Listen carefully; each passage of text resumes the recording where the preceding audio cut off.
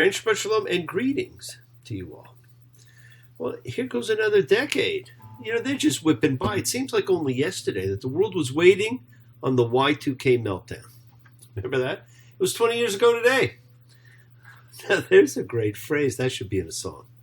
Now, I hope you all have great plans for the new year. Enjoy, celebrate, but certainly be responsible with it. And I hope you all had a fantastic solstice and change of season celebration. We had over 25 people come for ours. It was a magical evening as we honored the change in seasons and celebrated the twin festivals of light as we lit the menorah and honored Christmas. And here's a song that really was written with all those things in mind.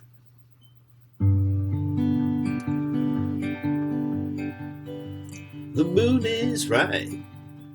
The spirit's up. We're here tonight. And that's enough. Simply having wonderful Christmas time. Simply having a wonderful Christmas time. Now the year's over. Now there's a 13th century poem by Abraham Hazan Garondi. And it says, "Let the year end with all its curses. Let the new year begin with all its blessings." Friends, as this year winds down, I hope you all have, blessings in your new year. May we hold lovingly in our thoughts those who suffer from tyranny, subjection, cruelty, and injustice, and work every day towards the alleviation of all suffering. May we recognize our solidarity and understanding as instructed in our Torah with the stranger, the alien, the outcast, the downtrodden, the abused, and the deprived. That no human being be treated as other. That a common humanity weaves us together in one fabric of mutuality, one garment of destiny. May we pursue the biblical vision of peace, that we might live harmoniously with each other, and side by side, respecting differences, cherishing diversity, with no one exploiting the weak, each living without fear of the other, each revering divinity in every single human soul. May we struggle against institutional injustice. Free those from oppression and contempt. Act with purity of heart and mind. Despise none, defraud none, hate none. Cherish all. Honor every child of God, every creature of the earth. May all people know peace in this year. And may we nurture kindness and love everywhere that we go. And because we acknowledge the cherishing of every creature of the earth, and so many of us have, had, or desire pets, I want to include our animals with a blessing for them for the year ahead. We gather to rejoice in the vision of a peaceable kingdom for humans and animals. We humans need to see our common origin with our animal brothers and sisters as essential to both of our survival.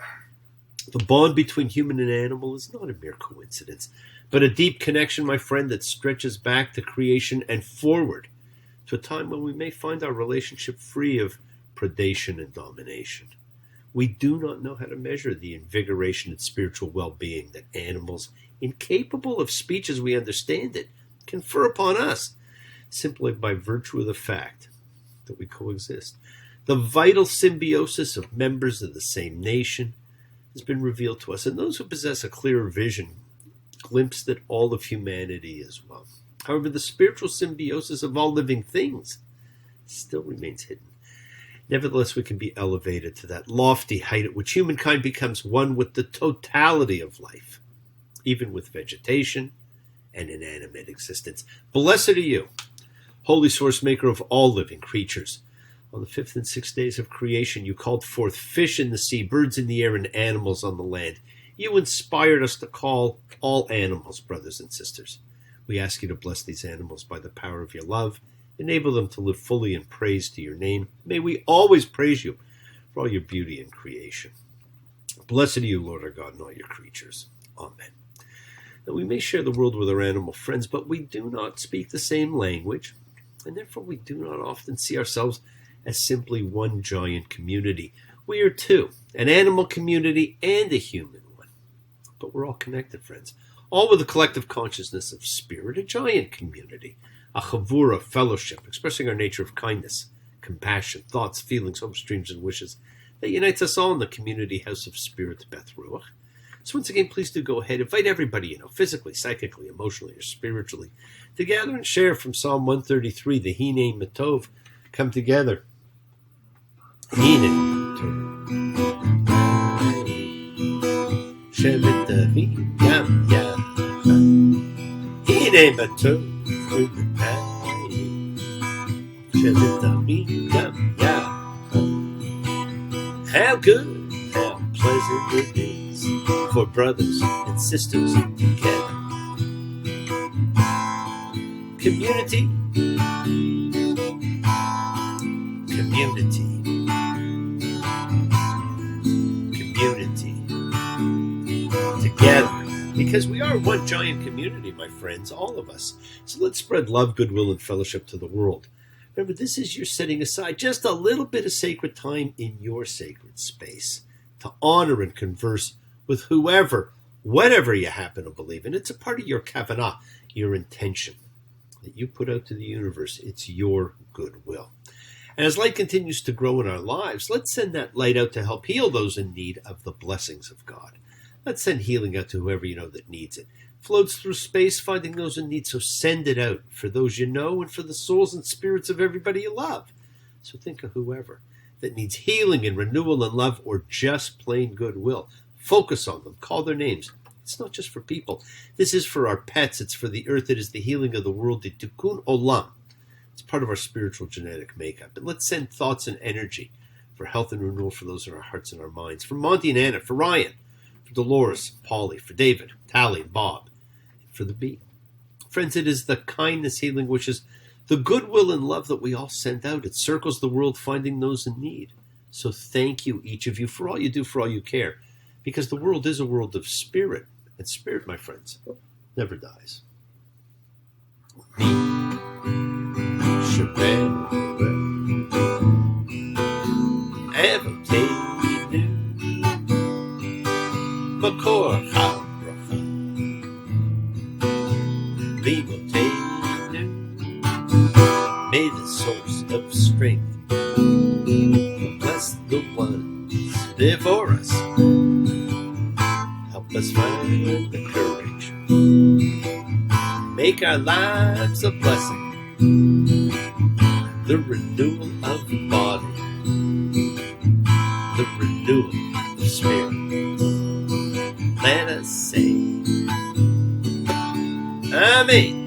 Misha Barak, let us all have our spirits renewed. This is the great prayer for healing, which we call upon God to heal as He has healed before. Misha Barak, may He who blessed, because healing is a blessing, my friends. Let us all send and receive healing and renewal energy in our efforts to love, to share, to care, to grow together. Remember, we are in the season of miracles. Christmas is over, and I hope for those of you who celebrated, it was great for you. I love Christmas. It's a wonderful holiday. When people either are or pretend to be nice to each other for one day, sometimes for a week, and I hope you were all on Santa's nice list. It's never too late to be on that list. And of course, we're still in the midst of Hanukkah, which goes on for 8 nights. Both, of course, are festivals of light. One centers around one light, and one centers around growing lights. Here's our Hanukkah with all of the candles in it for growing lights. There will always be about light, both of these. But if you notice, some things have changed over time. Christmas has become much less of a religious holiday. Christ has all but been removed and has become more like Hanukkah. It's become a celebration of miracles and of peace. And so this is Christmas. What have we done? Another year over, and a new one just begun. And so happy Christmas.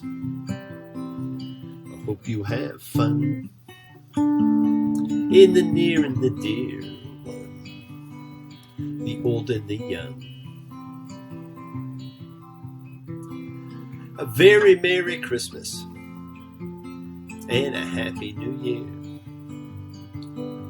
Let's hope it's a good one, without any fear. War is over, if you want it. War is over, a great song. What a great thought. What a great wish for all of us. Now, statistics show, and there's a great phrase for you, statistics show. I always wonder whose statistics. Anyhow, statistics show that less than 35% of people today see Christmas as a religious holiday.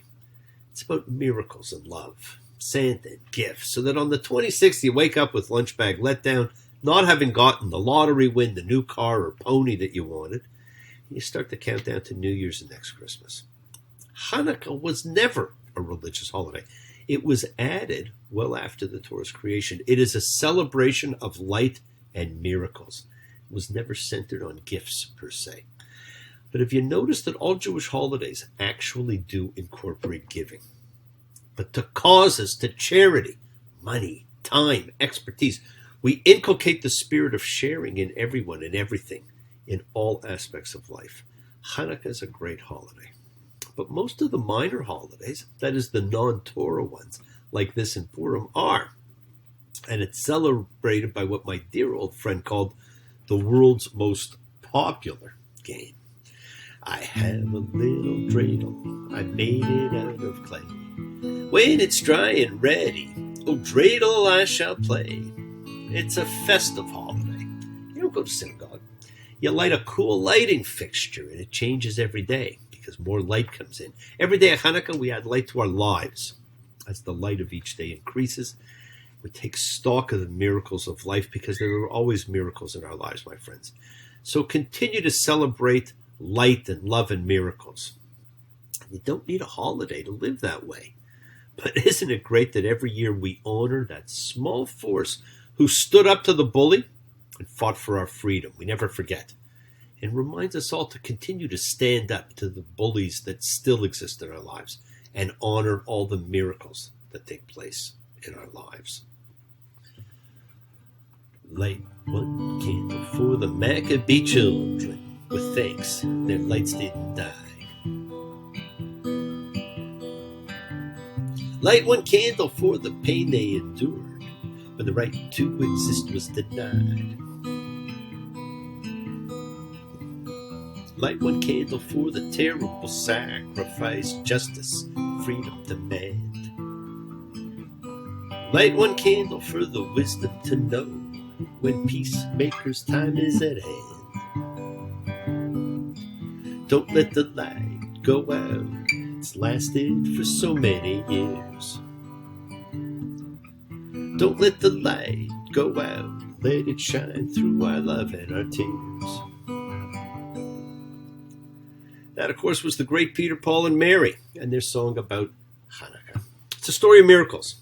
We see miracles of life this week in the Torah. The poor country boy has been languishing in prison. For 13 years he's been in Egypt. Most of them in the pit. The last few forgotten by the wine bearer. This week we read miketz at the end. This is my dear friend Nina's favorite parsha in the whole Torah. It begins with perhaps the two most famous dreams in the Bible. There is that topic again, dreams. Captures the imagination of everyone immediately. It took from Joseph to Freud, with a quick stop at Daniel, to delve into this magic topic. Genesis 41:1. It was at the end of 2 years' time. Pharaoh was dreaming. Here he was standing by the Nile. And here coming up from the Nile were 7 cows, beautiful looking, fat-fleshed, and they fed the reeds. And here were 7 other cows coming up after them from the Nile, bad-looking and thin-fleshed. They stood by the cows that were by the bank of the Nile, and the bad-looking and thin-fleshed cows ate the 7 beautiful-looking and fat cows. And Pharaoh woke up. And he slept and dreamed the second time. And here were 7 ears of grain coming up on one stalk, fat and good. And here were 7 ears of grain, thin and scorched by the east wind, growing after them. And the thin ears of grain swallowed the 7 fat, full ears of grain, and Pharaoh woke up. Here it was a dream. No one could interpret.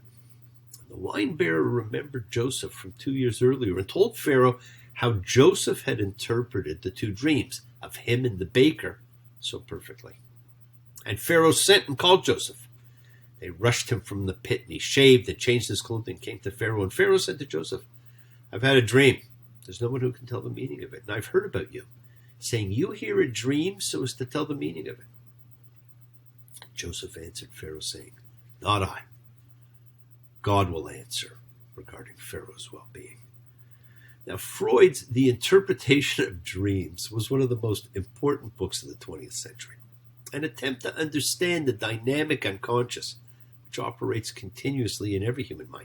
He said the interpretation of dreams is the royal road to a knowledge of the unconscious activities of the mind. Whenever we dream, we rush to tell someone and ask its meaning. Nobel laureate Bob Dylan said, God knows when you see it. God knows you've got to weep. God knows the secrets of your heart. He'll tell them to you when you're asleep. Joseph understood God knows, and God was speaking to Pharaoh. Genesis 41:25. And Joseph said to Pharaoh, Pharaoh's dream, it is one. It is told to Pharaoh what God is doing. The 7 good cows, they are 7 years. The 7 good ears of grain, they are 7 years. It is one dream. 7 cows that were scrawny and bad that were coming up after them, they are 7 years. And the 7 years of grain that were scrawny, scorched by the east wind, will be 7 years of famine. It has shown Pharaoh what God is doing. Here 7 years are coming. Big bountifulness in all the land of Egypt, and 7 years of famine will rise after them. And all the beautifulness of the land of Egypt will be forgotten. The famine will finish off the land, and the bountifulness won't be known in the land on account of that famine afterwards, because it will be very heavy. About the recurrence of the dream to Pharaoh 2 times, the thing is right from God, and God is hurrying to do it. Now, not satisfied with just interpreting, Joseph now does something else. He advises Pharaoh what to do. No one asked him, but he offers a suggestion.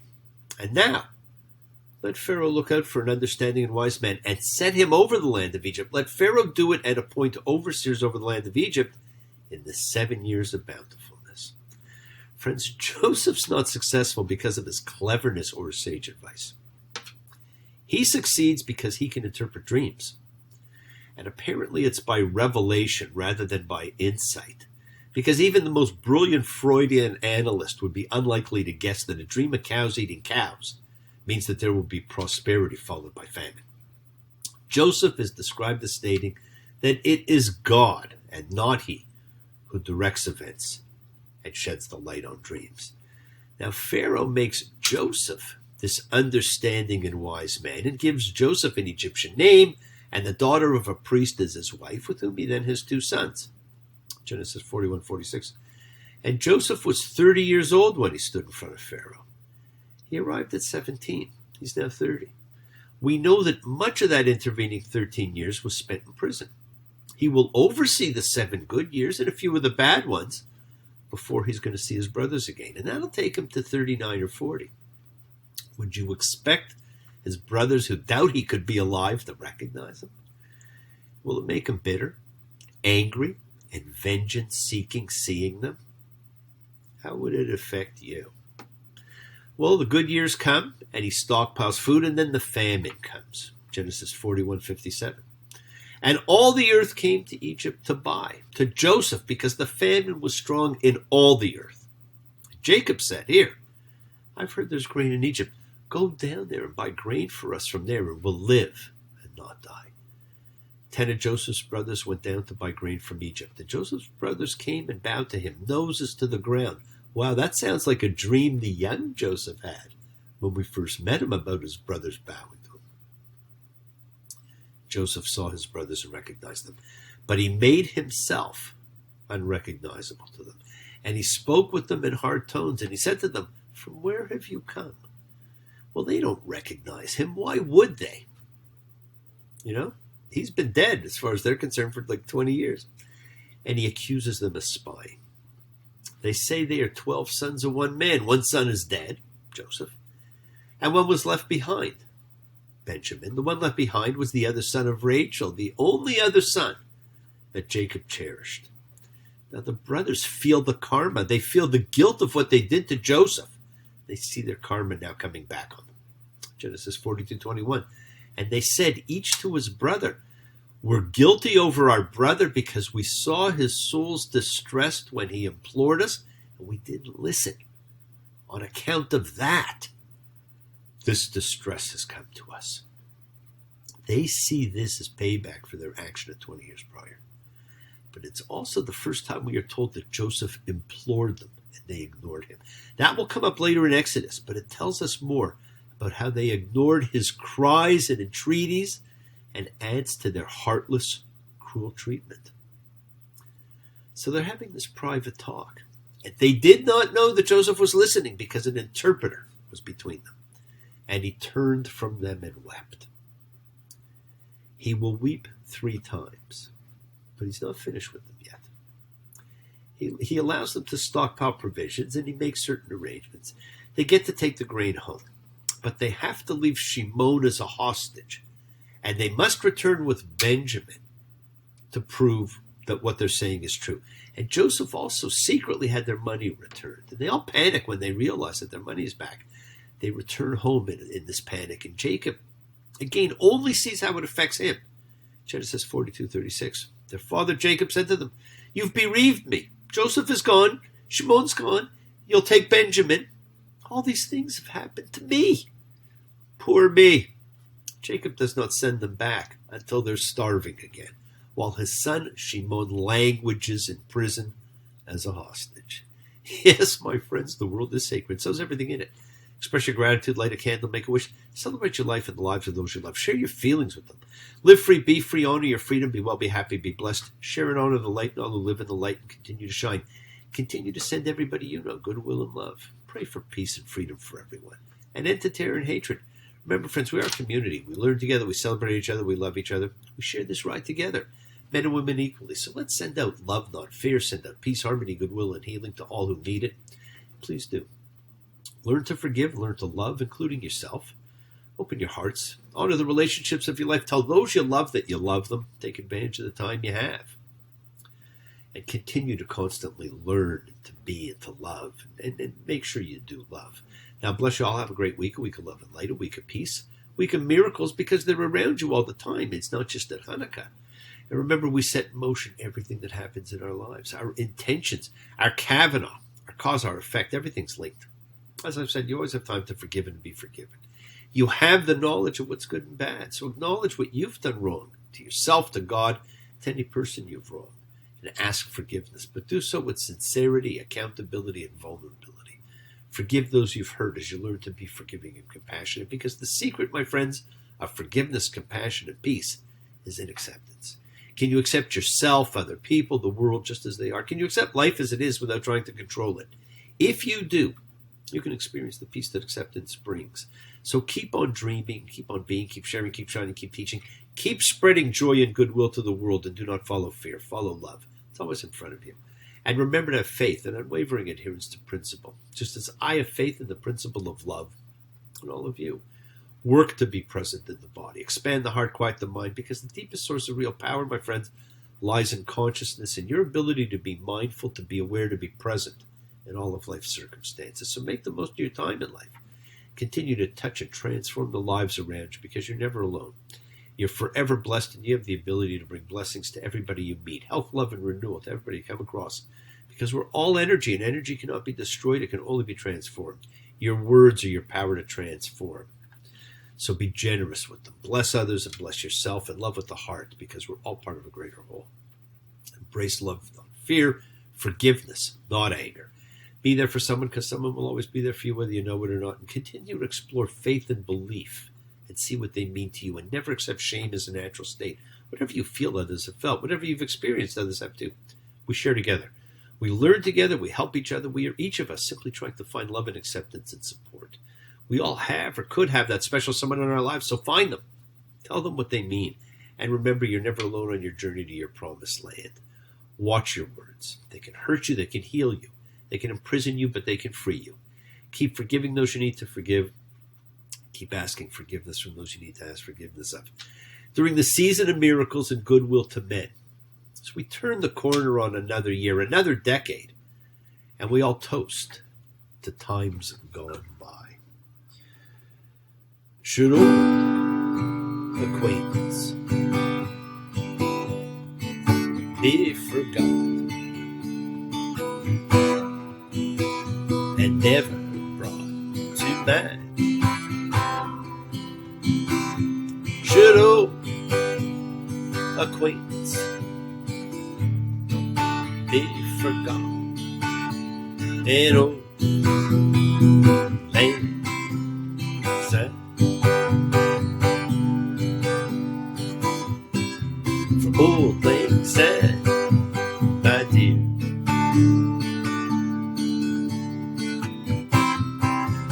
for old lang syne,